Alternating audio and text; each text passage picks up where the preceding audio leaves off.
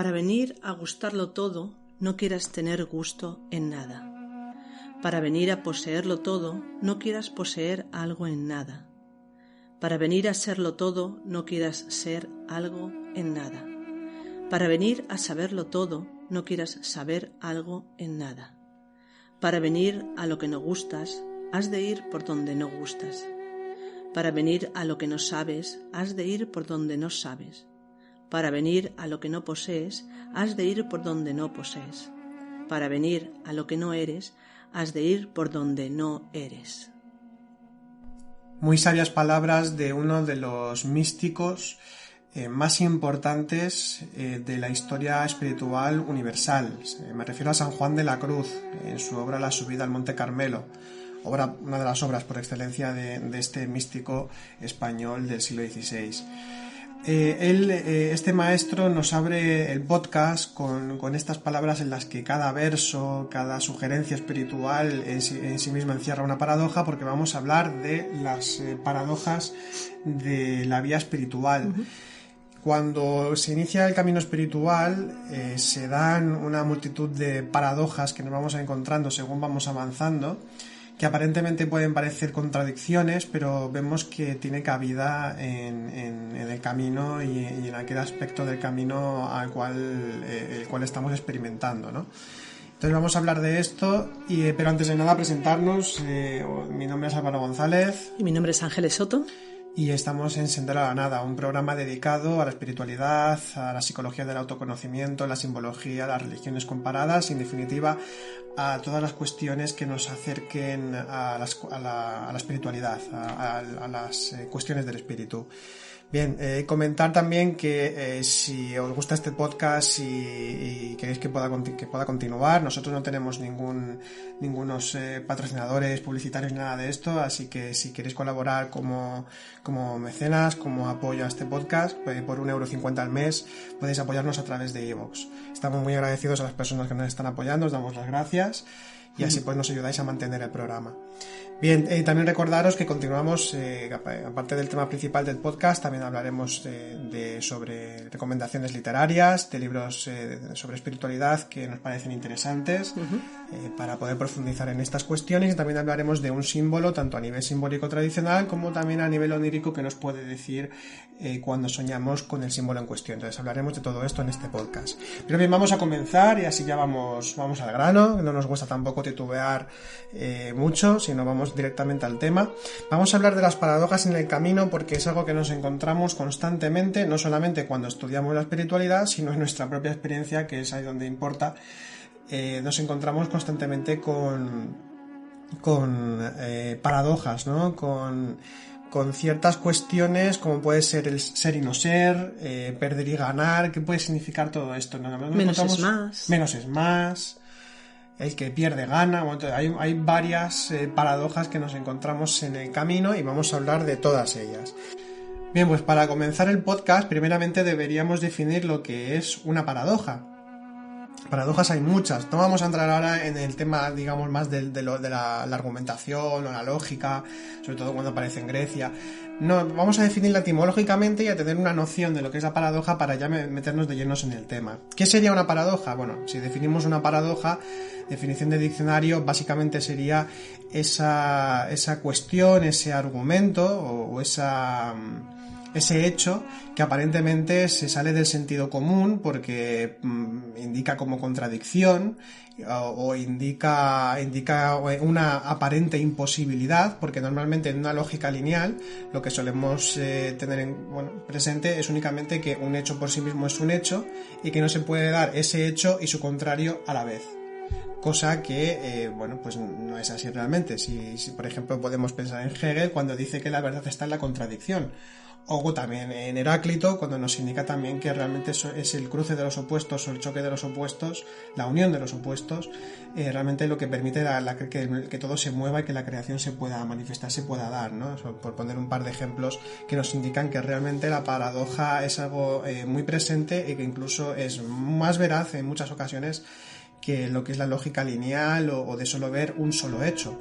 A nivel etimológico, cuando hablamos de paradoja, estaríamos hablando de paradoxa, dos palabras griegas. Por un lado tenemos para, que sería como más allá, se podría decir, más allá de, y doxa, que tiene diferentes significaciones, pero puede significar por un lado opinión, pero opinión en un sentido de creencia, y en este caso te diríamos también que de ignorancia, que es en la filosofía griega una forma de significar la doxa, a diferencia de la gnosis o a diferencia de la noesis, por ejemplo, de ese conocimiento, o de anoia incluso, de conocimientos superiores o conocimientos más directos de las cosas en general, ¿no?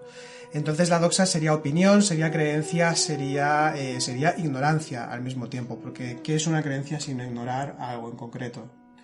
Entonces, cuando unimos estas dos palabras, para y doxa, nos encontramos con la paradoja, con paradoxa, que entonces es ir más allá de la creencia, ir más allá del sentido común en algunas de sus acepciones, ir más allá de la ignorancia. Por tanto, la paradoja es una forma de indicar también el conocimiento, se podría decir. Y dicho esto, cuando nos enfrentamos entonces, o cuando vamos a entrar en el campo de la espiritualidad, ¿qué es entonces la paradoja? ¿Qué paradojas nos encontramos? ¿Por dónde podríamos empezar, Ángeles, para hablar de una paradoja de...? Pues yo creo que una de las paradojas más importantes y más presentes en lo que es la búsqueda espiritual es esa paradoja que nos habla de que menos es más. ¿De qué estamos hablando? Estamos hablando, por ejemplo, es algo que sale en todas las tradiciones, esta paradoja, que nos habla, por ejemplo, quizás la cita más conocida que nos habla de ello es la cita de Jesús en los Evangelios, en Mateo, ¿no? Cuando dice Jesús, ¿no? Por boca de Jesús: todo el que quiera ganar su vida la perderá, pero todo el que la pierda por mi causa la encontrará. Aquí encontramos una paradoja total. ¿Cuál? Pues esto, es decir, encontramos los contrarios en una misma realidad que en principio, por lógica formal, lógica habitual, es imposible. No se puede perder algo y al perderlo ganarlo, no se puede ganarlo y al ganarlo perderlo. Y sin embargo es así. En las tradiciones siempre se nos ha dicho que la búsqueda espiritual, el camino, es un despertar, es una integración de la totalidad de lo que somos, que sería esa realidad espiritual que nos trasciende. Y sin embargo, cuando hablamos de la vía, de la forma para poder acercarnos a esa realidad espiritual, es todo un camino. El camino es todo lo contrario, es un camino de renuncia, un camino de autonegación, un camino de despojamiento, un camino de desapego. Desapegándonos de lo que somos en principio como algo limitado, podremos acercarnos, podremos imbuirnos de aquello que es ilimitado. Por eso se habla de la meta como esa pura posibilidad ilimitada y plena, pero la vía como lo opuesto. Es decir, menos, mientras menos somos como criaturas, mientras menos somos como individuos, mientras menos somos como seres humanos, más llegamos a ser como divinidad, como realidad consciente, como ser espiritual. Por eso se habla de que el estado natural del ser, el estado natural de la divinidad es ilimitado. Sin embargo, el estado, vamos a decir, habitual del ser humano son las limitaciones por todos lados. Por eso, cuando se habla siempre de un camino de desapego, de renuncia, de autonegación, lo que estamos de alguna manera es negando esas limitaciones, desapegándonos de esas limitaciones, renunciando a las limitaciones. En este caso, fundamentalmente, el estado de renuncia, de desapego, de despojamiento, se refiere fundamentalmente a esas limitaciones que vivenciamos. No nos estamos refiriendo, no se refiere en la tradición nunca a las limitaciones que podamos tener en relación al cuerpo, en relación al tiempo-espacio, ¿no? Vivimos en un mundo temporo-espacial y esas limitaciones están ahí. Pero eso no nos limitan para ser lo que realmente somos a nivel espiritual según las tradiciones, sino que lo que nos limita realmente es esa visión errónea de lo que somos realmente.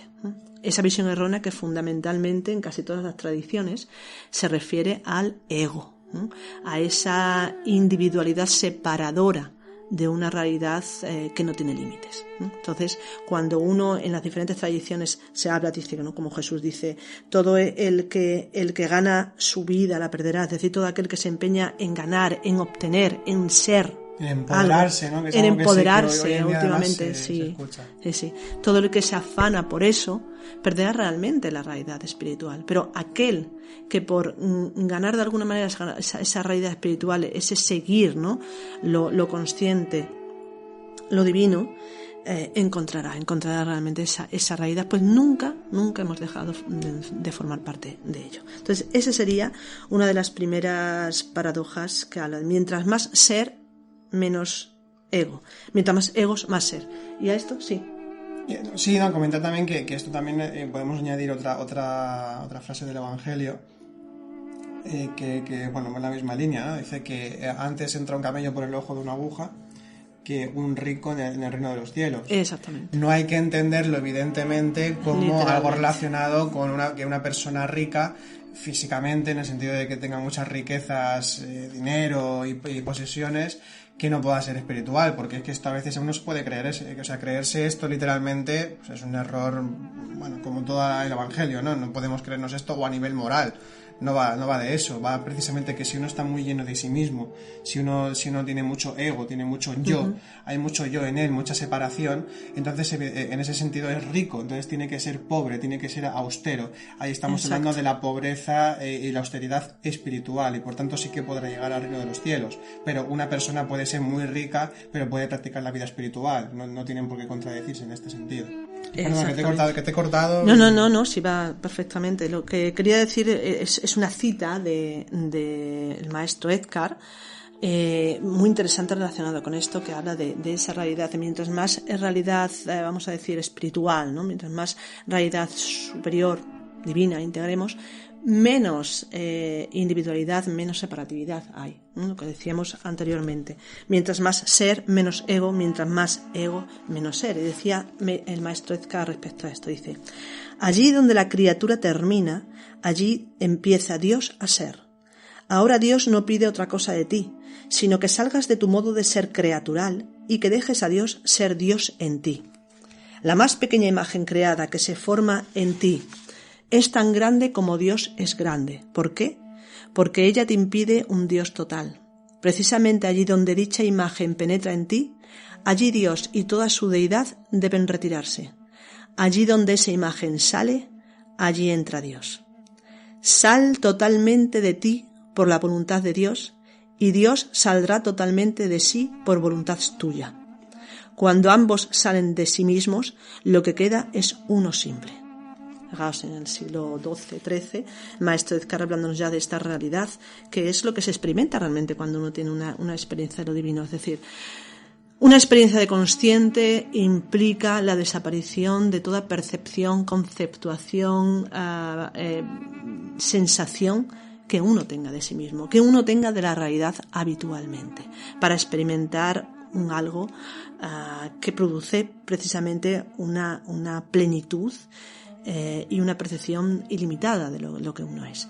Posteriormente, cuando salimos de ese estado, conceptuamos. Es inevitable conceptuar, ¿eh?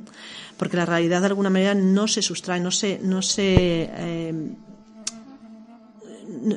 deja agarrar, asir por los límites del pensamiento ni por los límites de la palabra, ¿no? Como dicen los místicos también, todo lo que se puede decir de Dios es lo que no es Dios, ¿no? La realidad divina es apofática, es decir, no hay palabras que puedan mostrar y que puedan definir esa realidad.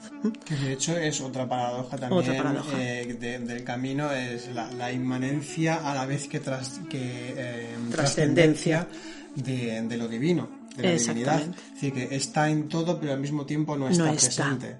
Sí, que de hecho, bueno, esto ha sido debate teológico durante muchísimo tiempo, durante siglos, y claro, porque si estás experimentando al mismo tiempo la divinidad, o la estás experimentando aquí y ahora, o está en todas partes, según la experiencia que se puede tener de ello, pero al mismo tiempo también tienes la experiencia de que es algo que trasciende todo eso y que va más allá y que es inalcanzable, que es inasible, pero al mismo tiempo es que está, ¿no? Exactamente. Sí. Porque podemos decir que Dios está en todo, pero todo no es Dios, sino que Dios es muchísimo más que ese todo. Sería inasible. Como decíamos también, otra paradoja de la que vamos a hablar también, que nos habla precisamente de esto, que es la inefabilidad, es decir, la imposibilidad de alcanzar lo que es la divinidad. Estamos hablando del misterio. Cuando nosotros avanzamos en un camino de autoconocimiento, un camino de despertar, un camino espiritual, lo más alucinante, vamos a decir así, porque no debemos olvidar que la vivencia de la paradoja es increíble. Realmente es, aunque pueda parecer extraño, es de un llenado, es de una satisfacción extraordinaria, porque de alguna manera vivir la paradoja te da libertad del pensamiento dual. Nosotros estamos acostumbrados a pensar siempre de una forma determinada, o A o B, o blanco o negro, lineal, y sin embargo, y aquí hablamos de otra paradoja, sin embargo la realidad es que en lo espiritual lo blanco y lo negro se dan a la vez. Lo que es y lo que no es se dan a la vez. El ser y no ser se dan a la vez. Esta es otra de las grandes paradojas, y cuando uno experimenta eso, produce una alegría y una libertad extraordinaria, porque en ese momento no tienes que ser absolutamente nada ni dejar de ser. De alguna manera ese afán por saber, ese afán por descubrir algo, ese afán por tener las cosas claras desaparece, y eso produce libertad. Decíamos entonces que se habla, otra de las paradojas es que la divinidad es inalcanzable. No podemos alcanzar esa divinidad, ese misterio. De hecho, esto se dice claramente en la primera frase del inicio del libro del Tao Te Ching. El Tao que puede nombrarse no es el verdadero Tao. Lo que se nombra es otra cosa. Entonces, aquí estamos. Y sin embargo, existen ríos y ríos de tinta para hablar de lo que es la divinidad. Y sin embargo, si nos ponemos seriamente a profundizar, nos damos cuenta de que todo lo que se habla de la divinidad es precisamente aquello que no es, por lo tanto se acota de alguna manera. Por eso decimos que la palabra en sí no nos puede acercar, la palabra, incluso el concepto, no nos puede llevar a experimentar la realidad espiritual, pero sí nos puede acercar a esa experiencia, acercarnos a ella. Bien, ¿qué más paradojas? Sí, bueno, hay otra que quería comentar muy brevemente, porque es muy breve, simplemente tenerla en cuenta, precisamente, que hablamos de ese estado, el estado ser, o incluso de la misma divinidad, o de esa experiencia, de ese estar en sí mismo, que es incondicionado, es decir, el espíritu no tiene forma alguna. Creo que luego comentaremos algo más sobre esto, ¿no? Pero el espíritu es incondicionado, la conciencia es incondicionada, es decir, no tiene ninguna forma definida, no tiene ninguna demanda, no tiene nada de nada, pero que al mismo tiempo condiciona toda la vida del individuo. Totalmente. Porque cuando nosotros, si cada vez estamos durante mayor tiempo en el recuerdo de sí, del recuerdo de lo que realmente somos, esencia, conciencia, ser, y por tanto implica, toca nuestra percepción, la transforma, significa que está condicionando nuestra forma de vivir. Pero es aquel principio que nos aboca a una forma de vivir determinada, es incondicionada. Pero totalmente. Sí que condiciona. Entonces me parece también que es una paradoja bastante curiosa, ¿no? Bueno, esto de alguna manera nos lleva a otra de las paradojas en las que estamos inmersos, ¿no? Que es percibir que formamos parte de una realidad limitada, pero a la vez vivir en un mundo completamente limitado, ya no dependiendo, como comentabas, del ser, sino de lo limitado, sino que vivimos en un mundo temporo-espacial. ¿Cómo vivenciar realmente en un mundo donde las necesidades básicas están ahí, ¿no? Es decir, necesitamos comer, necesitamos abrigarnos, refugiarnos, seguir inevitablemente unos procesos biológicos, ¿no? Todo esto es temporal, es limitado, ¿no? Y es ubicador en un espacio y en un tiempo determinado. ¿Cómo vivenciamos eso sabiéndonos de alguna manera parte de lo atemporal, parte de eso ilimitado? Pues esta es otra de las paradojas, y aquí consideramos que es una de las las paradojas más importantes que hay que reflexionar sobre ellas y que hay que integrar. Porque creemos que la mala comprensión de esta realidad, de no saber integrar esas dos realidades, ha llevado a veces a las diferentes tradiciones espirituales a caer en errores como el negar la sacralidad de lo físico, de la materia, del cuerpo, o creer que lo espiritual está más allá de esta vida, más allá de este mundo, y que no hay manera de alcanzarlo nada más que cuando uno muere. Es decir, este tipo de cosas son, pues, de alguna manera visiones erróneas de lo que es el espíritu, visiones erróneas de lo que es la realidad existencial, ¿no? Entonces hay que, de alguna manera, conciliar esas dos percepciones, esas dos realidades que vivimos, para poder avanzar en una vida plena en todos los niveles, porque no hay más allá que el más acá. Es decir, el más allá está aquí, como decía un filósofo que ahora mismo no recuerdo, pero no hay más allá que el que está aquí. Todo más allá está aquí y ahora, en este instante. Por lo tanto, en este instante el más allá participa de este aquí y ahora temporoespacial inevitablemente. Entonces es una de las cosas que también, esas paradojas, que también hay que integrarlas para dejar de sufrir, ¿no? He visto muchas personas, en mi caso igualmente, por falta de comprensión, de sufrir por esta necesidad de estar apegado, ¿no? Por este apego, o más que apego, realidad de tener un cuerpo físico, de tener unas necesidades y sin embargo querer volar, ¿no? Por otro lado, volar con el espíritu. No son cosas que se excluyan, ni muchísimo menos. Debemos aprender de alguna manera a unificarlas para avanzar en nuestro camino. Exactamente. Más paradojas. Sí. Otra de las paradojas que también son súper importantes. De hecho, yo diría que es la más importante, sobre todo actualmente en los momentos, en el tiempo que estamos viendo ahora, porque se cae muchísimo en el error de pensar lo contrario. ¿Cuál es esta paradoja?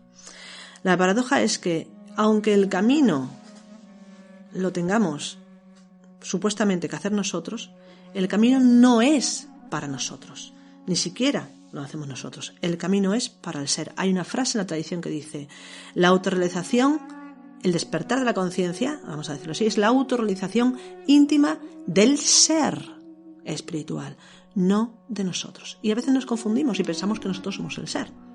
Lo somos y no lo somos. Ya hablaremos de esta otra paradoja que también existe. La cuestión es que esto hay que entenderlo. Hay una frase que en el Islam se utiliza muchísimo, que es que algo así como que nosotros somos el servidor, los servidores. No solo en el sufismo, sino que es, bueno, se dice también en la tradición judeo-cristiana, incluyendo el sufismo o el islam, sí, se dice muy claramente, ¿no? Que somos siervos de la divinidad, que hemos de cumplir su mandato y su manifestación, ¿no? Es decir, ser vehículos de esa manifestación. Y esto realmente rechaza la idea actual que se tiene del individualismo, algo que ya hemos hablado en otras ocasiones, pero bueno, insistimos en ello, ¿no? No existe individualismo, no existe separación, no puede darse, es imposible. Entonces, por eso mismo, precisamente, nuestro maestro interior también es la misma divinidad en este sentido, ¿no? En diferentes, digamos, jerarquías del ser o estados del ser, pero la cuestión es que no estamos desligados de esa realidad. Y por tanto, somos siervos en este sentido. Pero claro, hoy en día, en una sociedad en la que todo el mundo quiere ser jefe, ¿no? Pues, sí. Pues claro, es imposible, bueno, imposible, es muy difícil el concebir la idea de ser siervo. Porque se busca todo lo contrario, ¿no? Se busca el éxito espiritual, se busca independencia espiritual, o se busca ese tipo de cosas, cuando son realmente contrarias no a la idea tradicional, sino contrarias a la real experiencia espiritual que se puede tener, que uno es hijo de algo mucho más grande, que una es hija de algo que lo trasciende, ¿no? Que la trasciende. Totalmente. Entonces, teniendo en cuenta esto, pues nos ubica mucho más en nuestro quehacer diario, en nuestro vivir diario y en la experiencia de lo divino. Exactamente, ahí está. Y es curioso, ¿no? Porque se cae en el error, sobre todo a veces incluso en muchos caminos de autoconocimiento, porque parece que el autoconocimiento lo que hace es potenciar el ego. potenciar el ego. Y es que la cuestión es la siguiente: nosotros no sabemos quiénes somos. No sabemos quiénes somos. Podemos empezar un camino de autoconocimiento e ir conociendo diferentes parcelas de uno. Pero realmente, cuando uno profundiza, te das cuenta de que esas parcelas son simplemente visiones que, por ser parcelas, son parciales y por lo tanto no son esa realidad. Por lo tanto, no podemos llegar a conocer lo que somos, porque lo que somos trasciende toda parcialidad. Entonces, en el momento en que nosotros sabemos quiénes somos y nos potenciamos desde esas realidades que creemos ser, lo único que estamos haciendo es potenciar el ego. Eso sí, un ego a lo mejor muy bueno, un ego muy abierto, un ego muy conectado, con muchas realidades supuestamente espirituales, pero ego al fin y al cabo. Por lo tanto, no es real, es parcial. La realidad es que, como hemos dicho con la primera paradoja de la que hemos hablado, cuando uno emprende un camino de autoconocimiento, lo que le queda es desaparecer progresivamente. Y esto es lo que nos cuesta, esto es lo que no queremos. Aún así, como vivimos constantemente, la espiritualidad es paradoja de principio a fin, en ese proceso de ir desapareciendo uno mismo, qué curioso que lo primero que tenemos que hacer es no solamente autoconocernos, aunque he dicho que es imposible, paradoja otra vez, sino ir recreando y ubicando de una forma muy concreta una individualidad. Fijaos, es que es paradójico, es contrario a lo que estamos diciendo. Muchísimo. Para poder hacer desaparecer la propia individualidad, el propio ego, debemos primeramente conocer nuestro propio ego y por lo tanto recrear una individualidad. Pero eso sí, no creyéndonoslo, porque ese es el problema que hay en la actualidad. Que cuando uno va recreando esas potencialidades y ve, tienes esas experiencias y ve que tienes esas capacidades, se piensa que eso es lo espiritual. Y ahí nos confundimos. Eso es simplemente el reforzamiento de esas parcialidades de dentro de uno, llamémosle egos, para poder verlas en plenitud y que más adelante en el camino puedan desaparecer. Porque precisamente el autoconocimiento implica que lo primero es observar, comprender, ver lo que somos, para después dejar de ser lo que somos. Es decir, si nosotros no sabemos cómo somos, no sabemos cómo es el ego, ¿cómo voy a poder quitármelo? Entonces nos confundimos, hay mucha confusión respecto a esto, porque en ese proceso de potenciar de alguna manera la visión del ego, lo que estamos haciendo es creyendo que eso es el ser, confundimos el ego con el ser. Y es todo lo contrario. De hecho, aquí entramos en esa otra paradoja que queremos hablar, que es pensar que somos el ser cuando no lo somos. Y sin embargo, esto nos puede llevar a la siguiente, que sería creer que no somos el ser cuando siempre lo hemos sido. Por eso, una de las cosas que se dice, que también es paradójico, es que no hay nada que comprender, nada que ganar. No ganamos ni ascendemos a nada, sino que realmente lo que tenemos que hacer en todo caso es liberarnos de la ignorancia para ser lo que ya somos. Pero aquí, lógicamente, aparece pues esa paradoja de la que acabo de hablar, que en ese proceso de liberarnos de esa ignorancia, podemos caer en el error de pensar que ya somos, que siempre hemos sido. Y esto es cierto, siempre hemos sido. Pero ¿desde dónde estamos viviendo nosotros ese ser? Ahí está la problemática. Confundimos el ego con el ser y el ser con el ego. Y esto es quizá uno de los filos de la navaja más afilados de todo el camino espiritual. Saber desde dónde hacemos las cosas, saber desde dónde somos. Por eso quizás uno de los maestros del hinduismo que más han trabajado también la paradoja y que más han llegado a avanzar quizás en este camino es Ramana Maharshi. Cuando se planteaba la pregunta esencial y toda su enseñanza, toda su base filosófica estaba sobre esta pregunta, de preguntarse ¿quién soy yo? ¿Quién soy yo realmente? ¿Desde dónde surge esa pregunta? Cuando nos respondemos quiénes somos, ¿quién está respondiendo? ¿Por qué responde lo que responde? ¿Qué se está respondiendo? Todo esto es muy importante para realmente identificar al ego que tiene 1000 caras en nosotros. Y que probablemente esa respuesta también sea una paradoja. La respuesta real a quién soy yo es el silencio. Por ejemplo, por ejemplo, es otra de las cosas también. Bueno, hay la frase esta tan conocida también de la tradición, que no sé nada, en el Tao Te Ching, que es la de el que sabe no habla, el que habla no sabe. Y aquí estamos nosotros paradojando por excelencia porque no nos callamos. Así que vosotros podéis crear vuestras propias conclusiones respecto a esto. ¿Sabemos o no sabemos? Bien.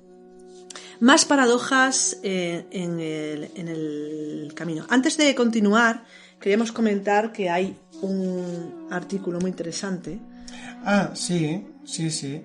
Que es un artículo que se publicó en la revista Cielo y Tierra, ya desaparecida.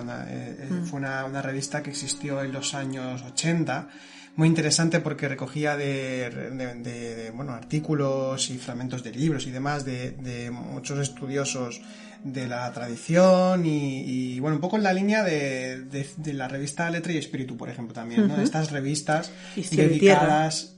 Cielo y Tierra es esta, perdón. Sí, Cielo y Tierra.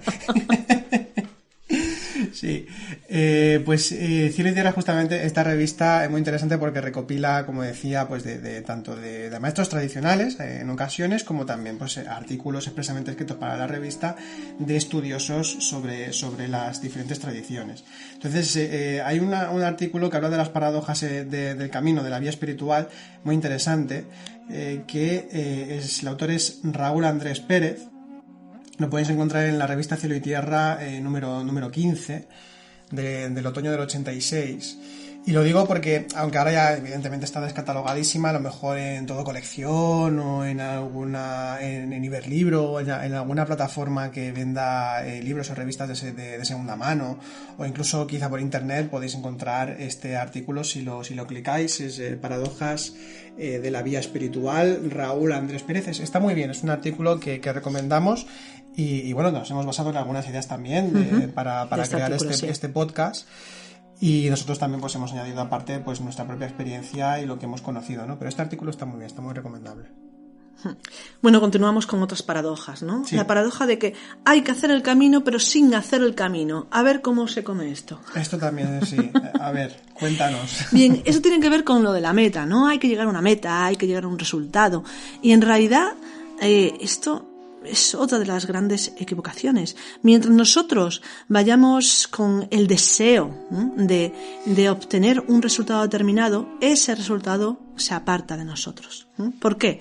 Porque es el deseo el que se manifiesta. Pero aparte de esto, cuando hablamos de este camino y hablamos de llegar a esa meta del camino, ese despertar, ese liberarse, ese integrarse, etcétera, esa plenitud, estamos hablando de que mientras nosotros estemos haciendo un camino, jamás llegaremos a ello. ¿Por qué? ¿Por qué estamos haciendo el camino? Si se supone que esa realidad está al final del camino, en la meta, ¿cómo es posible que lleguemos alguna vez si estamos caminando? Entonces, ¿qué es lo que se nos sugiere? Bueno, pues se nos sugiere de alguna manera que hay que partir de la meta para llegar a la meta. Dicho de esta manera, no hay camino que realizar. Siempre que nosotros propongamos un camino, estamos supeditando la experiencia consciente a un momento posterior, a un futuro, a una ostensión, a un propósito. La realidad es que la realidad espiritual se ubica aquí, en este instante, ahora, en un eterno presente ahora, siempre. Desde que nosotros renunciamos al camino como acto, como algo progresivo, como deseo, como proyecto, estamos ubicando la realidad. Por lo tanto, se dice, hacer el camino es hacerlo realmente sin hacer el camino. ¿Se entiende? Muy interesante. Bien, esto también nos recuerda a otra de las paradojas que encontramos también en otras tradiciones, que es aprender a renunciar a los frutos de la acción. Es decir, actúa, medita, observa, trabaja, conócete a ti mismo, camina, etcétera, pero después de todo esto, aprende a renunciar a los frutos de todo lo que hagas. Entonces, realmente esto, más que una paradoja, quizás es un consejo, ¿no?, que debemos hacer. Pero es paradojal también en el sentido de que nos encontramos con ello porque cuando queremos ese despertar, queremos esa búsqueda espiritual, es inevitable que la ambición el deseo aparezca, como acabamos de comentar hace un momento. Entonces, de alguna manera, cuando nosotros estamos haciendo ese camino y nos encontramos con la necesidad de renunciar a los frutos de la acción, esto, curiosamente, nos va a hacer querer más esos frutos de acción. Y precisamente ese consejo se convierte en una de las llaves maestras para avanzar en el camino. ¿Por qué? Porque nos vamos a encontrar en la situación de que no queremos renunciar de ninguna manera a los frutos obtenidos de ese trabajo. Y cuando nosotros nos damos cuenta de eso, cuando vivenciamos eso, ¿qué vamos a ver? Vamos a observar quién es el que está haciendo el camino. Vamos a descubrir al impostor que nos sustituye para hacer el camino, que es ese que quiere comprender, ese que quiere despertar, ese que quiere ser un maestro, un iniciado, un despierto, etcétera, etcétera, etcétera. Por eso es tan importante aprender a renunciar a los frutos de la acción, para descubrir que muchas veces en el camino, incluso a lo largo de los años, quien nos mueve es la ambición, quien nos mueve es el deseo. Hay que aprender de alguna manera a ver esto. Esto nos indica, bueno, por cierto que en el Tao Te Ching también, una vez más el Tao Te Ching, que vemos aquí que el Tao Te Ching en sí mismo es el libro de la paradoja. Exactamente. Pero en el Tao Te Ching justamente dice esto, ¿no? que el sabio realiza una acción y luego se marcha. No se apega a ella. No deja huella. No deja huella, exactamente, no deja huella. Y esto también nos indica, por otro lado, que el hecho de renunciar a los frutos de la acción, el que es serio en esto, se da cuenta precisamente de que no existe un currículum espiritual. Sí. No hay currículum espiritual. Independientemente, por un lado, a nivel más externo, que pensemos que eso nos afecta a nivel interno, de que hemos hecho no sé cuántos cursos o hemos leído X, ni tampoco a nivel interno también, a nivel iniciático, eso no se cuenta. Uno renuncia a ello. Y esto lo digo adrede, y lo comentamos Santa Ángeles y yo, porque mira, esto es una conversación que hace, esta misma semana, creo que la hemos tenido la semana anterior, que estamos a lunes. La semana pasada tuvimos una conversación, Ángeles y yo, respecto a esto. Recordarás que estuvimos comentando, ¿no? Que no deja de ser curioso que cuando una persona dice que a nivel espiritual, ¿no? Que es esto y esto, de repente es como que hay personas que por desconocimiento o porque tienen necesidad de encontrar a un maestro por diferentes motivos, cada cual tiene los suyos, que lo creen. O sea, creen esto. Es decir, creen directamente, que no quiere decir que sea verdad o sea mentira, ojo, no estamos hablando de ello, pero de que se recrean, ¿no? Ese tipo de seguidismos por el hecho de decir yo soy tal. Pero esto es entendible. Entendible en el sentido de que muchísimas personas que tienen cierta búsqueda espiritual, que a veces no es una búsqueda espiritual profunda, sino que hay ciertas vacíos, carencias exactamente emocionales. Sí. Cuando una persona le asegura algo, siente seguridad en esa afirmación y por lo tanto sigue. Entonces es algo que nos puede servir en un momento determinado, pero realmente un camino espiritual profundo te lleva al desapego de todo. Entonces vives, vamos a decir, la carencia de suelo por todos lados. Por lo tanto, siempre que se siga a alguien, debe ser una enseñanza determinada, debe ser como una vía de acercamiento a esa realidad. Pero cuando uno vivencia la realidad, no hay formas, no hay personas, y esta es otra de las paradojas que también vamos a hablar aquí. Es decir, la paradoja, por ejemplo, de que hay que estudiar, ¿no? Toda una enseñanza, hay que estudiarse a sí mismo, para luego después darte cuenta de que realmente el estado más consciente es en la ubicación en la incertidumbre, ¿no? Es decir, se necesita toda una enseñanza estructurada, no confundamos conocimiento variado y suelto, sino una información organizada, es una enseñanza, un sistema. Estudiarlo, profundizarlo, experimentarlo, para darte cuenta luego de que el sistema rara vez te sirve en la experiencia. Por eso también hablamos de la paradoja también de el camino conocido y el camino desconocido. ¿Cuál es esa paradoja? Bueno, pues el camino conocido es la enseñanza. Son todas las herramientas, las líneas, las prácticas que nos llevan a vivenciar esa realidad, acercarnos a esa vivencia. Pero, paradójicamente, cuando nosotros hacemos esas prácticas, cuando seguimos esas herramientas, las usamos, etcétera, etcétera, etcétera, cuando por fin estamos experimentando esa realidad, ya sea de lo que somos internamente o ya sea de la realidad espiritual, nos damos cuenta de que las herramientas nos han permitido acercarnos a ese umbral. Pero la realidad que experimentamos es otra, es desconocida. Por eso se habla muchas veces de que la enseñanza real es plenamente desconocida, es oculta. Pero no porque sea oculta y se cierre a los demás, únicamente puede haber eso también, sino porque realmente lo que vas a experimentar es único. En el instante, es único porque lo experimentas tú, no lo experimenta otro. Por eso las enseñanzas que nos han dado otros, esos hermanos mayores, vamos a decirlo así, que han ido andando en el camino, esos maestros que han dejado sus enseñanzas, nos sirven mucho, nos ayudan, sobre todo nos permiten a no caer en los mismos errores. Pero a la hora de la verdad, cuando nosotros experimentamos otra realidad, otra cosa.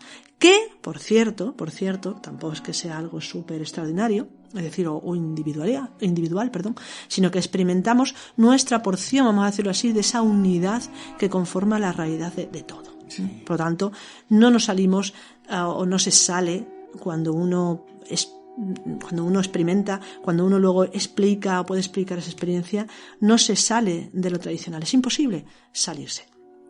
Digo de lo tradicional, no de lo religioso. ¿Por qué? Porque aquí entramos precisamente en la problemática que ha habido en todas las tradiciones a lo largo de los siglos con los místicos. ¿Qué sucede con los místicos que han sido perseguidos y condenados en todas las tradiciones? Algunos más, otros menos, pero todos han tenido problemas. ¿Por qué? Porque cuando uno tiene la experiencia mística, por mucho que se haya seguido las líneas que le indicaba esa tradición, cuando lo experimenta, la experiencia es otra.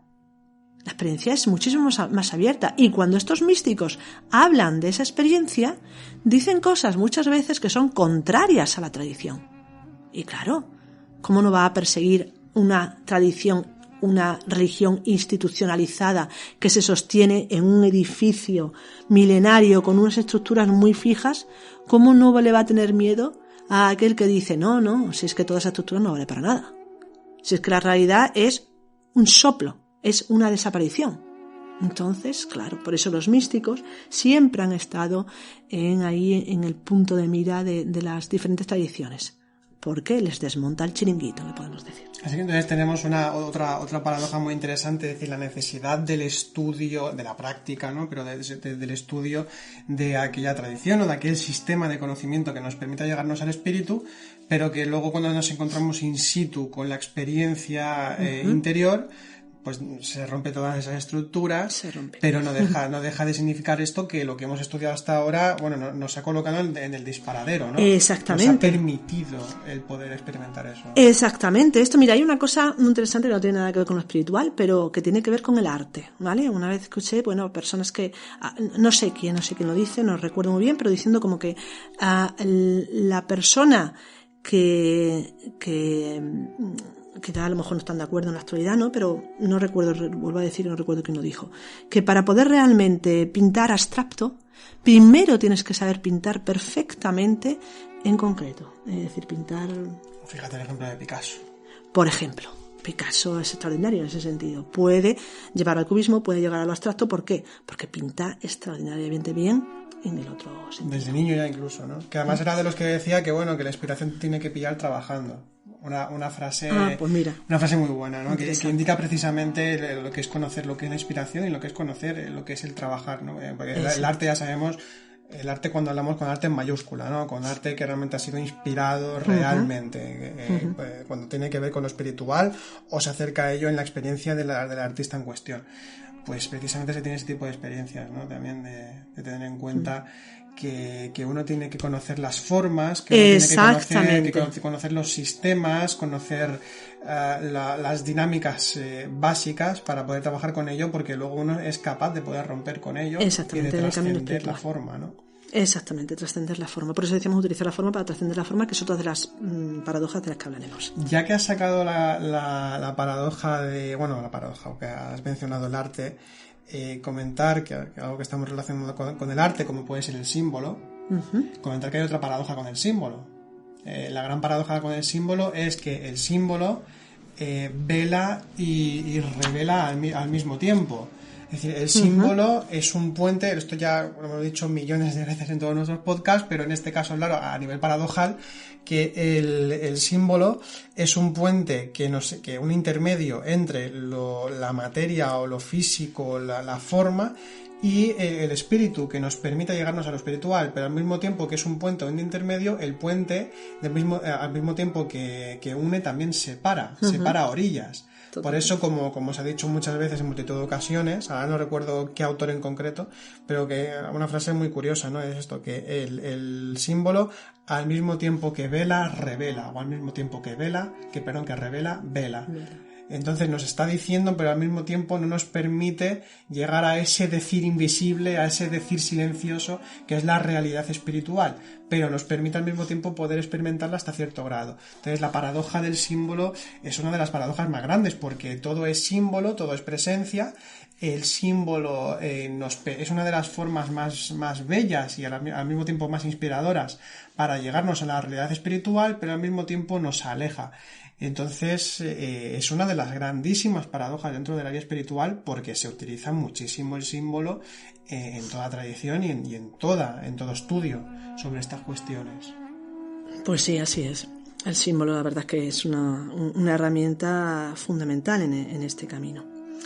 Y volviendo al tema de el camino conocido y el camino desconocido, ¿no? El estudiar realmente esas tradiciones para ubicarte luego en esa incertidumbre, en saber que no sabes nada. Como decía Sócrates, ¿no? Yo solo sé que no sé nada. Y esto nos lleva también a otra de las paradojas también muy interesantes en este camino, que es el trabajo con la propia psicología. El conocimiento o el autoconocimiento en relación a conocer las propias psiquis, las propias profundidades de tu subconsciente, ¿no? La psicología. Y es interesantísimo, sobre todo en el camino espiritual, esto, porque se nos habla de la necesidad de conocer. Pero quizás lo que menos se conoce de este trabajo con la propia psicología es que no hay manera de trascender o de comprender la psicología si no es trascendiéndola. Es decir, volvemos a vivir la misma paradoja. Tengo que comprenderme hasta en los escollos más escondidos, en las formas más mínimas, con precisión, mi psicología. ¿Para qué? Para que luego llegue un momento en que el espíritu trascienda esa psicología. ¿Por qué es una paradoja? Porque si yo no conozco esos recovecos de mi propia psicología, no puedo llegar al momento en el que me doy cuenta de que ese conocimiento de esa psicología no me sirve para la espiritualidad. ¿Se entiende? Es curiosísimo, porque se habla, por ejemplo, en nuestros cursos hablamos claramente. La primera fase del trabajo interior de todo el curso es el conocimiento de nuestra propia psicología. Pero lo que no saben muchas veces nuestros alumnos, bueno, sí lo saben porque lo decimos desde el principio, la verdad, pero bueno, lo que sucede es que profundizamos en el conocimiento de la psicología para más adelante decir claramente y llegar a la conclusión de que el conocimiento con la psicología no te sirve. Perdón, el conocimiento de la psicología no te sirve. Lo que te ha servido es trabajar con ella, pero no el resultado que has obtenido. Es decir, conocer mi psicología más o menos a mí no me da un acercamiento o una experiencia de lo espiritual. Lo que me da es el comprender que la psicología no me sirve y quitármela del medio. Es decir, de alguna manera es como que cuando yo conozco mi ego, puedo decir, hasta aquí hemos llegado, se acabó, y a partir de ahí experimentarlo consciente. No es que voy a conocer mi ego en profundidad y voy a saber cómo pienso, cómo siento, que sí, que también se puede llegar a esto, pero eso no es lo importante. Lo importante es darse cuenta de que el camino espiritual pertenece únicamente a lo espiritual y la psicología no llega a eso. Estás diciendo algo que es muy importante, porque precisamente desde el siglo XX se confunde la cosa con la otra. Exactamente. Entonces hay que hacer una separación clara de lo que es un ámbito de otro. Exactamente. Todo lo que es el ser humano ha de trabajarse, ha de desarrollarse, pero no hay que mezclar lo que es lo psicológico, lo psíquico con el espíritu. Son ámbitos distintos. Completamente. Y además uno está subordinado al otro. Es decir, siempre la psicología va a estar subordinada a lo espiritual, siempre. Sí, así es, pero ¿por qué estamos convencidos de que tenemos que trabajar nuestra psicología para trascender el espíritu? Porque, precisamente eso, porque estamos convencidos. Es Entonces hay que profundizar en el conocimiento mínimamente, ¿no? En el conocimiento de nuestra propia psicología para dejar de estar convencidos de que la psicología importa tanto en el camino espiritual. Ojo, en otros ámbitos no nos metemos en el ámbito de la psicología oficial, no estamos hablando de eso. No, tampoco estamos hablando de cuestiones ni terapéuticas, ni cuestiones que tengan relación todo eso tiene su validez, con trastornos psicológicos, nada de psiquiátricos ni nada de esto. Estamos hablando siempre del ámbito de lo espiritual. Exacto. Y en el caso de que haya algún tipo de trastorno psicológico o psiquiátrico, pues en ese campo es absolutamente para la psiquiatría y para la psicología, que sobre todo es a lo que se dedican. Es decir, la psicología no se dirige hacia el espíritu, no es el principio fundamental tal y como se entiende en esta sociedad y como se entiende como ciencia, ¿no? Son cosas diferentes. Aquí estamos hablando de una persona, vamos a decir, normal, una persona sana, psicológicamente, o más o menos normal, con los egos habituales y las locuras habituales. Exactamente, sí, como todos. Por eso que lo de normal no es del todo sana, no es del todo exacto, ¿no? Pero decir esto, ¿no? Que son ámbitos diferentes. Estamos hablando de esto, de una persona más o menos normal, como decía Ángeles, con sus egos, con sus subidas, sus bajadas, pero que tiene una normalidad de vida y que tiene de lo espiritual y que trabaja en ello, pues hacer una diferencia clara entre una cosa y la otra. Otro caso es lo que decíamos, ¿no? Los trastornos y ese tipo de cosas, que ya es campo de esas ciencias. Exactamente, porque realmente quizás el trabajo con la propia psicología y ya no con la psicología, ¿no? Porque también a nivel energético y bueno, a muchos niveles que se trabaja en el camino espiritual, ¿no? Pero una de las cosas interesantes y paradójicas también es esa necesidad de alguna manera de estructurarse, ¿no? Estructurarse claramente, como decíamos antes, llegar a conocerse uno mismo, crear una cierta individualidad. ¿Para qué? Para luego desestructurarse. Y aquí tocamos justo uno de los axiomas fundamentales de la alquimia, que sería solve et coagula, y vuelve a concretar para volver a disolver. Es decir, concretar y disolver, solve et coagula. Es decir, hay que centrarse o concentrarse en uno mismo, por eso el trabajo sobre uno mismo, el trabajo interior, para de alguna manera luego aprender a disolverse. Construir para destruir. Construimos un sistema para que el sistema nos ayude a destruir. Por eso, una de las cosas fundamentales que también hablamos nosotros en nuestros cursos cuando alguien empieza y tal, es el decir que todo el sistema de conocimiento que damos es simplemente letra muerta. ¿Qué quiere decir esto?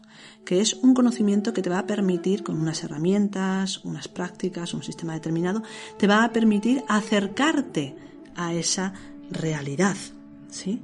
Pero que no deja de ser letra muerta, porque cuando tú experimentes por ti mismo, la letra no te va a servir para nada. A no ser que lo hayas integrado, a no ser que lo hayas profundizado, a no ser que esas letras muertas las hayas convertido en letra viva, en verbo vivificador en tu interior. Eso entonces es otra, volvemos a decir, de las paradojas. Necesitamos, como hemos dicho ya, la enseñanza para avanzar en algo que no tiene líneas definidas. Sí, y en base a esto y en todo lo que hemos comentado hasta ahora, y con la renuncia a los frutos de la acción, y con el, digamos, no desear o no buscar el propio empoderamiento o el propio éxito espiritual, porque eso es ámbito del ser, de algo que nos trasciende, está ese principio, una vez más, volvemos al taoísmo, del bu bei bu, que viene a significar aproximadamente la acción sin acción, que no significa otra cosa que el entrar dentro del flujo del Tao. Lo que significaría entonces es una forma diferente de definir, al menos tal como lo entendemos más o menos, es una forma de definir una vez más el ser siervo de la divinidad. Es decir, que uno funciona en base a los principios fundamentales de la creación, o a los principios espirituales fundamentales, que en este caso sería ese Tao indefinible, que se puede definir también en otras tradiciones, por ejemplo el cristianismo, como el amor universal, o ese ser siervo de la divinidad, que no es otra cosa ser siervo de la divinidad que entrar dentro de su ley universal, de su manifestación, y seguir su flujo. No distinguir con esto también que se dice, con lo de fluir. que se habla de, no, es que yo fluyo con el universo, yo fluyo no con confundir tal. Con eso. No hay que confundirlo, ¿por qué? Porque cuando uno dice eso, básicamente, al estar muy dormido, como suele ser habitual, estamos fluyendo básicamente con lo que nos dicta el ego, con lo que el ego quiere, con lo que la emoción incluso nos impulsa a realizar, sin ningún tipo de razonamiento y sin ningún tipo de consideración hacia los demás o hacia la realidad divina en sí misma. O sea, son cosas diferentes cuando se suele decir esto. Cuando hablo del flujo del Tao, cuando hablo de ese ir con el Tao, estamos hablando precisamente de una responsabilidad incluso espiritual o una responsabilidad en los actos, pero que tiene que ver siempre no con la propia decisión de uno mismo, sino con lo que le dicta el Tao, vamos a decirlo de esta forma, ¿no? Con lo que le dicta el Tao, que no es que dicte nada, que aquí vemos otra vez con la paradoja. La divinidad no te está pidiendo nada, no te está demandando nada realmente. El que te autoexiges, el que se autoinculpa, es decir, que se siente culpable, o el que se autocastiga, es uno mismo, y eso es muy humano. La divinidad no castiga jamás, por mucho que se haya intentado siglo tras siglo en varios lugares dar a entender esta realidad. La divinidad no castiga, la divinidad no culpa, no hay castigo eterno ni muchísimo menos, porque la divinidad no te pide absolutamente nada. Incluso aunque no despiertes conciencia, no te va a pedir nunca nada, porque no exige nada ni quiere nada para sí. Y esa es una de las grandes paradojas también, por el hecho de que uno sí que camina, sí que busca, sí que va hacia algo. Y esto, pues, como acabas de comentar, pues nos lleva a esa otra paradoja que también vamos a comentar, que es que realmente la conciencia, que es lo que es la chispa divina en nosotros, esa realidad divina en nosotros, no quiere ni necesita absolutamente nada. Nosotros nos empeñamos en despertar, en conseguir, en liberarnos, en salvarnos, en comprender, en integrar, etcétera, etcétera, etcétera. Pero es muy curioso, porque cuando uno realmente experimenta esa realidad consciente, estar en un estado de autoconsciencia, no necesita cambiar nada. No necesita ganar nada, no tiene absolutamente nada que hacer. No necesita fijarse, ni siquiera comprender. La necesidad de comprensión, la necesidad de despertar, todo esto viene fundamentalmente del ego o de ciertos aspectos de la personalidad. Pero cuando nos ubicamos en la conciencia es plena, es libre ya de por sí. Cuando nosotros estamos trabajando, un ejemplo, ¿no? Cuando uno está trabajando y quiere comprender un aspecto psicológico determinado, pues que sea la envidia, o quiere comprender el miedo, y de repente llega la comprensión, unido a la comprensión de ese estado psicológico, llega la comprensión de que no importa, de que todo lo que se ha hecho anteriormente no importa, de que todo ese valor que le habíamos dado a la necesidad de comprender, y que queríamos comprender y que queríamos liberarnos, tal. La comprensión verdadera está precisamente en ese momento, porque es la experiencia de la conciencia, en darte cuenta de que no era para tanto, que no necesitabas comprender, que daba igual. Entonces, realmente, el camino de la ubicación en la conciencia, en el ser, en lo divino, es el camino de la plena libertad. Por eso se habla de esa ilimitada realidad. Pero es que te da igual. Es muy interesante, ¿no? Sí. Ahí una vez me contaba un profesor que decía que una vez un compañero suyo llegó a la conclusión, en una comprensión, de que el camino del autoconocimiento, el camino de despertar, era ser un pasota. Y puede parecer en este sentido, pero volvemos a lo de antes. No podemos ubicarnos previamente en el estado de ser todo si primeramente no hemos comprendido de que no somos nada.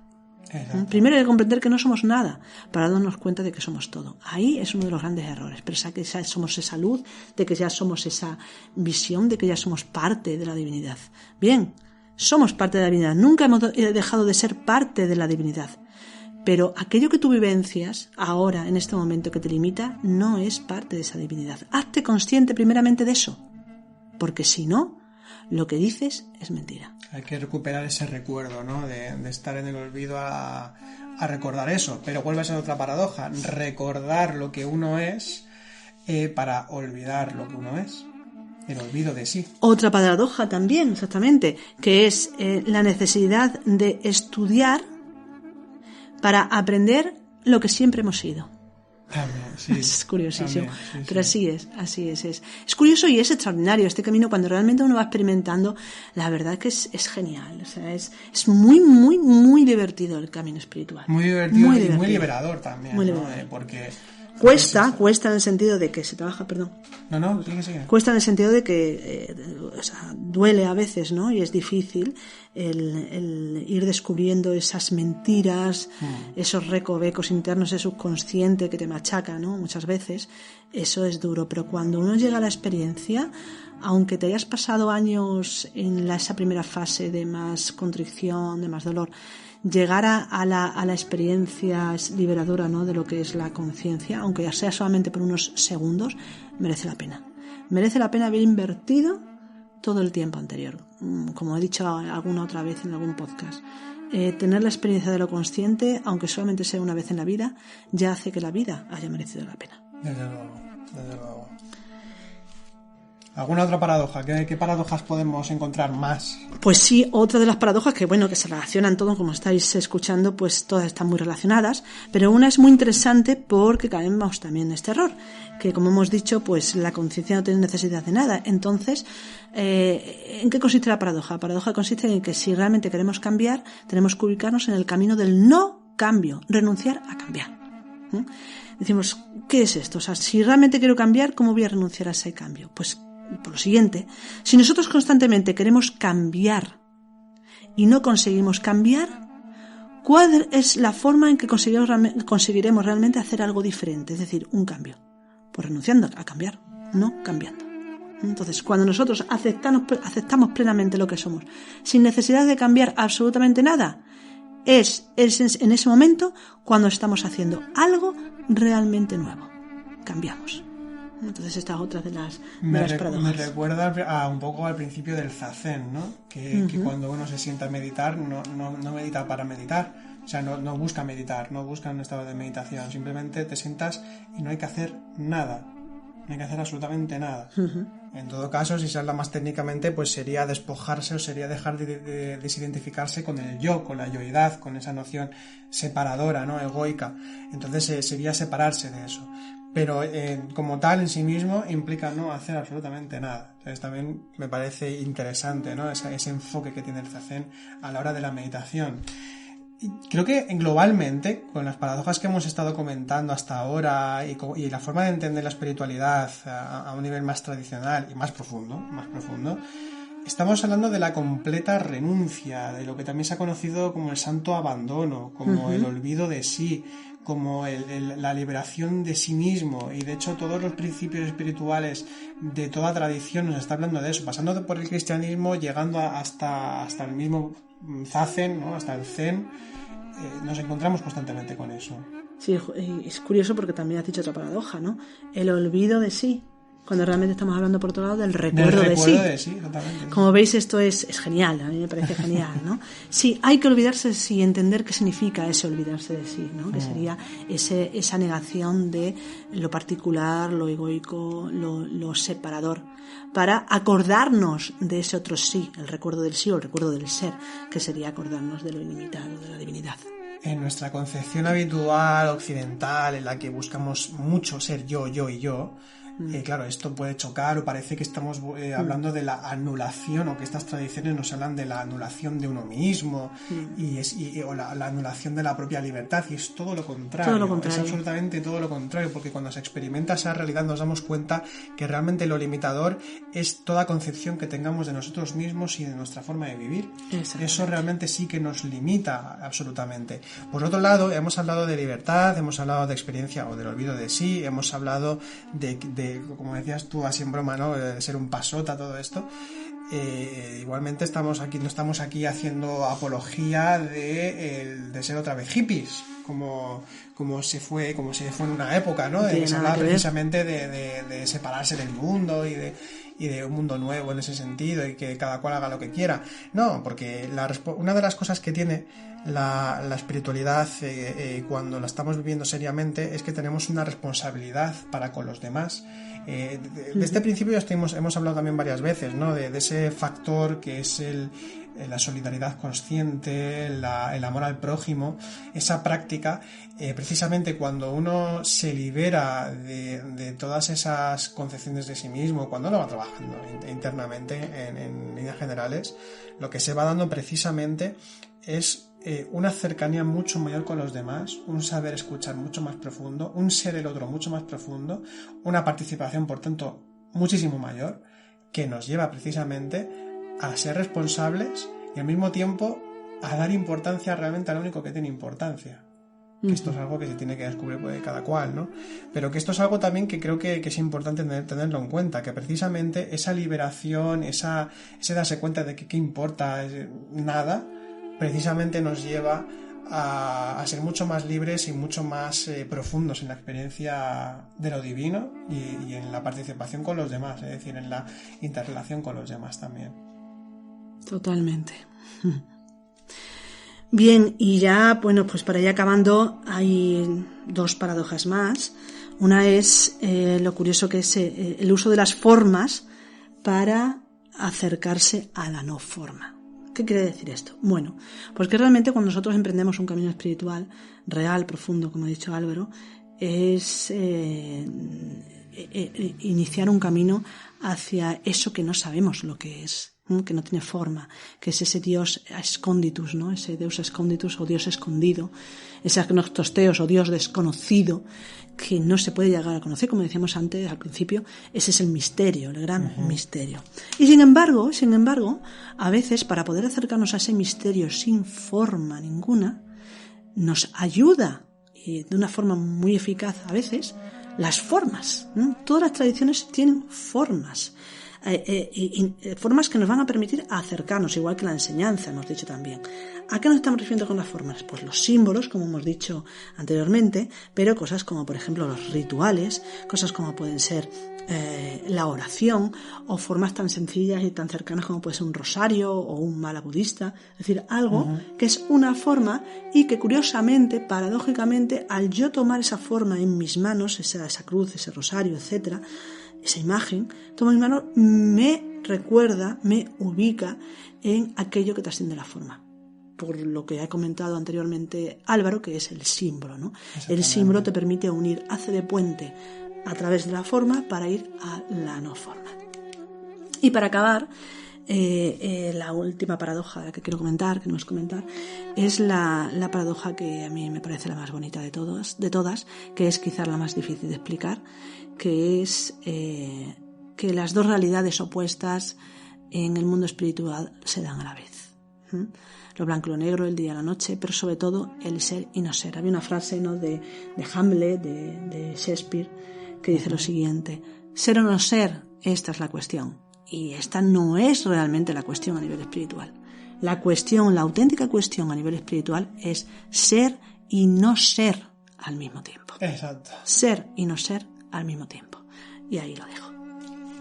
Bien, y bueno, la última gran paradoja que queremos comentar, no es que sea una gran paradoja, broma, pero bueno, también comentar que el título de nuestro podcast también, si lo reflexionamos un poco, también es un poco paradójico, porque un sendero generalmente te lleva hacia algo, a un lugar determinado, y nuestro programa se titula Sendero a la Nada, es decir, bueno, si se considera la nada como algo, pues también es ir hacia algo. Pero bueno, aparte de eso, decir que Sendero a la Nada, precisamente todo lo que hemos hablado de estas paradojas, que implican esa desaparición de sí mismo, ese olvido de sí pero recuerdo de sí, ese caminar pero no caminar, ese cambiar pero no cambiar, ese buscar pero no buscar, ese ser y no ser, nos está hablando precisamente también en que implica las 2 palabras, sendero a la nada, sendero, movimiento, dinamismo, ir hacia la nada, desaparición, quietud, silencio.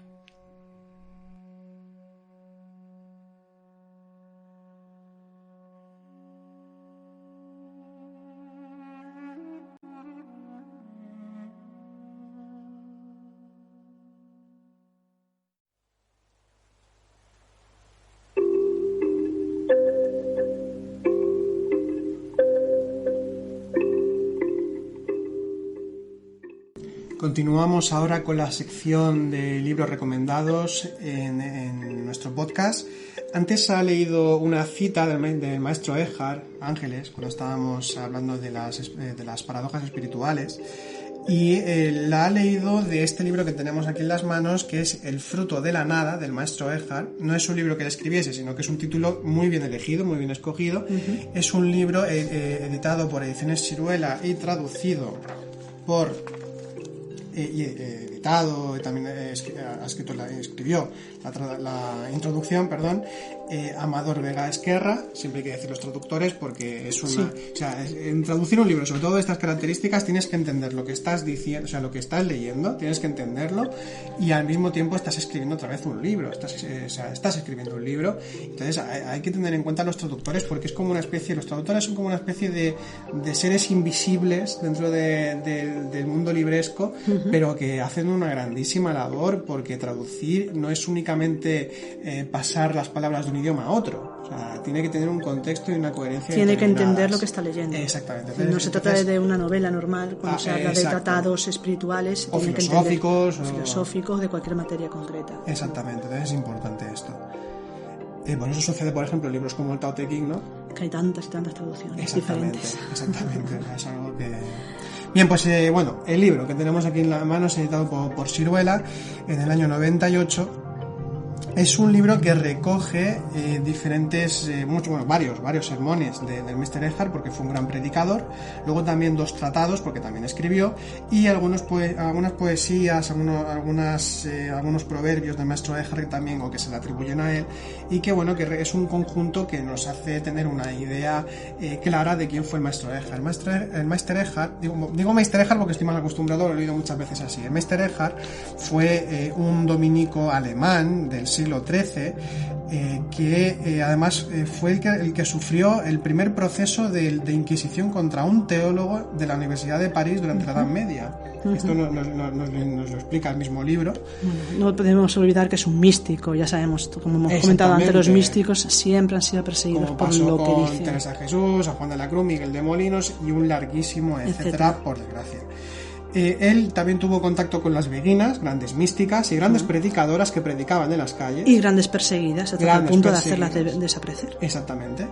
Y bueno, pues también conoció y también pues aprendió de las beguinas y tuvo contacto con ellas.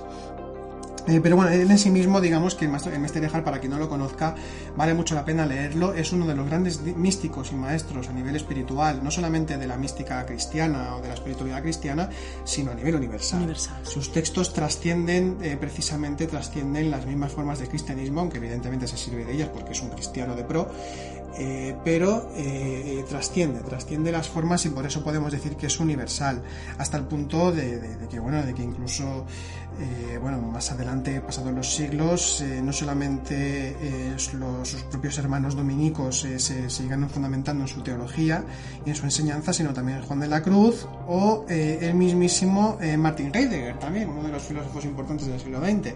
También se basaron en varias de sus ideas para desarrollarlas con las enseñanzas o las experiencias del Meister Eckhart, o Jacob Boehme, otro de los grandes místicos de la época, ¿no? Sobre todo de la época del Renacimiento, más bien.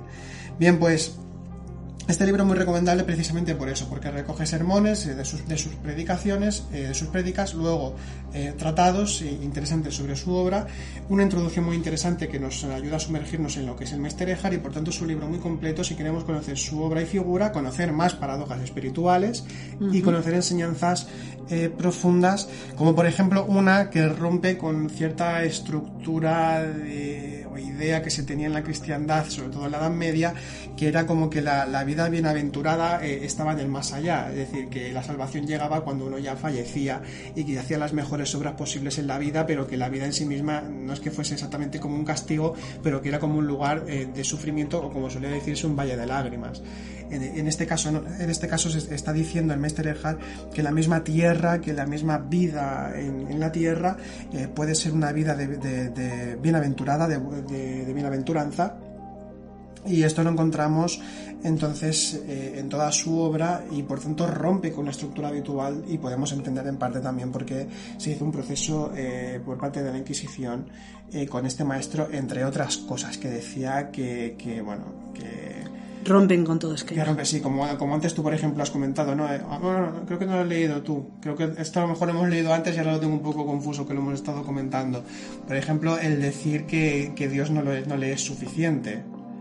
Ah, sí. ¿No? Cuando entra en ese proceso, pero claro, entendía como la creencia en ese Dios de la forma, en ese Dios de la manifestación, sino que trasciende hacia ese Dios absconditus, hacia ese agnostos theos, y entonces lo decía de esta forma, ¿no? O también decía, por ejemplo, que uno tenía que convertirse en mujer.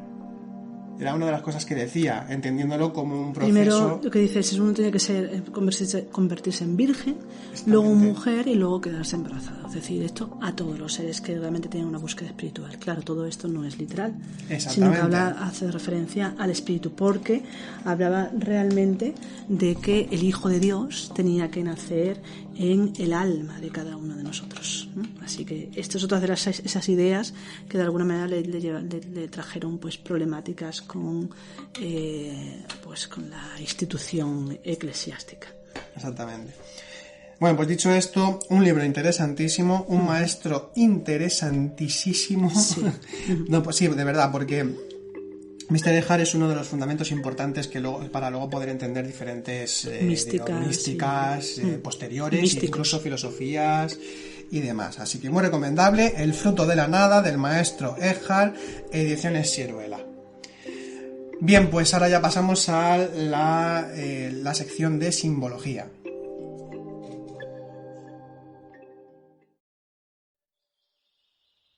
De simbolismo, pues vamos a hablar de un símbolo que es universal, como todos los que intentamos tocar, como es el simbolismo de la montaña. El simbolismo de la montaña es un símbolo importante porque es uno de los símbolos del axis mundi o eje del mundo, es decir, un símbolo que nos habla del centro primordial, del lugar al que hay que dirigirse para estar en contacto con los dioses o con la divinidad. Y nos encontramos entonces con un símbolo que tiene una suma importancia por este motivo. Entonces es un símbolo de intermediación entre lo espiritual y lo humano, es un símbolo de conexión con lo espiritual, en esa subida o ascensión, como por ejemplo en San Juan de la Cruz, ¿no? que escribe esta subida al Monte Carmelo, precisamente como una subida en la que se recorre toda una serie de, de procesos espirituales para llegar a la cima, que sería llegar a lo divino directamente. Entonces, esto nos entronca también haciendo un pequeño ejercicio de transitividad simbólica, como diría José Antonio Antón Pacheco, un símbolo que tiene relación, por ejemplo, con el puente, porque es la conexión y el paso de lo material a lo espiritual. El árbol también sería un símbolo ascensional, igual que el símbolo de la escalera. El símbolo del templo también nos encontraríamos con algo similar. Y bueno, de hecho esto lo podemos ver de una forma más tangible, la importancia de la montaña sagrada en multitud de tradiciones. De hecho, si investigamos nuestra propia zona un poco a nivel etimológico o también con alguna historia, nos encontraremos que en nuestra zona, si hay alguna montaña, posiblemente sea alguna montaña sagrada o donde se supone que sucedió algún hecho sagrado. Por ejemplo, aquí tenemos en Tarragona el Montsant, el Monte Santo, o en Barcelona el Montserrat, o Montjuïc también, que sería Montjuïc, el Monte Joven, el Monte Jovis, que tiene también relación con Júpiter. Luego también nos encontramos, por ejemplo, pues con el Monte Carmelo, con el Monte Tabor, donde recibió la transfiguración o experimentó la transfiguración Jesús. Tenemos el Monte Olimpo, donde habitaban los dioses, el Kailash. El Kailash en la India, el Monte Fuji, el Monte Fuji, que es uno también del centro de la espiritualidad en varias tradiciones dentro de Japón, como el shintoísmo, por ejemplo. Entonces nos encontramos con muchas montañas y nos dejamos muchísimas más, pero luego también existen a nivel imaginal otras montañas, como puede ser, por ejemplo, la montaña de Kaf. Montaña de Kaf, que está dentro de de ella habla, por ejemplo, Sorabardi, pero el sufismo persa y también en parte del zoroastrismo nos habla también de la montaña de Kaf, que es ese lugar imaginal que se ha de llegar, es el norte espiritual, para poder acceder directamente a lo universal, a lo espiritual como tal, a la realidad divina. Algo semejante, aunque tiene también esa noción de centro del mundo, es el monte Meru para los hindúes. Es un monte que es el centro del mundo, en el cual desde ahí pues es el centro donde estaría prácticamente el mismísimo Brahma dirigiendo las corrientes universales, las leyes universales y lo que es el mundo como tal. Entonces, bueno, pues nos encontramos con este simbolismo que es de suma importancia, porque vemos que tiene también esa connotación de lugar sagrado, no únicamente como símbolo en sí mismo de ascensional, espiritual, sino también el simbolismo sagrado de lugares de poder, como puede ser, por ejemplo, también, que no quiero olvidarme de América, los montes, los Apus, por ejemplo, en Perú, los Andes, en América también tenemos el Monte Telos. Hay muchas montañas, en todas las tradiciones nos vamos a encontrar con montañas que tienen esa connotación de lugar de poder, lugar de conexión con los dioses, lugar sagrado, templo espiritual. Y a nivel onírico, como cada semana también, Ángeles nos va a hacer una definición, ya como siempre decimos, una definición pues general de lo que puede significar el símbolo de la montaña en un sueño, pero luego tened en cuenta siempre vuestro propio contexto particular, vuestra personalidad, el estado en el que estáis en este momento, lo que estáis viviendo, etcétera. Pero esto sería pues una idea general en un sueño. ¿Qué podría significar, Ángeles? ¿Ver una montaña o ascenderla o bajarla? Como siempre, pues va a depender lógicamente del contexto del sueño y del resto de la información que haya en el sueño.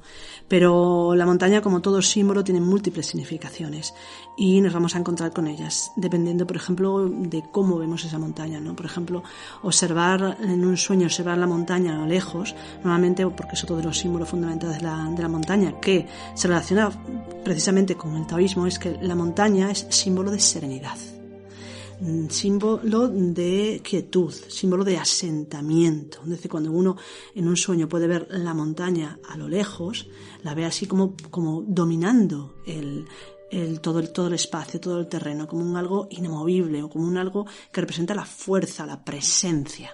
Por eso, precisamente, se han considerado también pues los montes como sagrados, las montañas como sagradas en muchísimas tradiciones. Entonces, si soñamos de que lo vemos a lo lejos, puede representar eso, un llamamiento a la necesidad de buscar la quietud, a la necesidad de buscar ese asentamiento en algo fuerte, en algo amplio, en algo presente ahí, ¿no? Con esa serenidad, con esa fuerza precisamente que da la serenidad. Pero otra cosa es, por ejemplo, si soñamos que estamos a los pies de una montaña.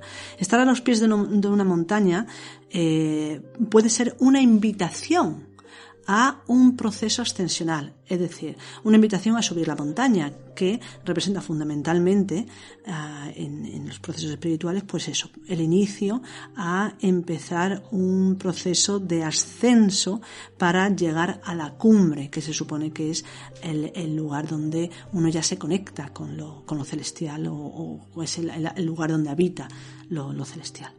Y otra cosa, por ejemplo, es estar ya en la cumbre. La cumbre tiene varias significaciones también, porque puede significar, por un lado, la conexión con lo celeste, con lo espiritual.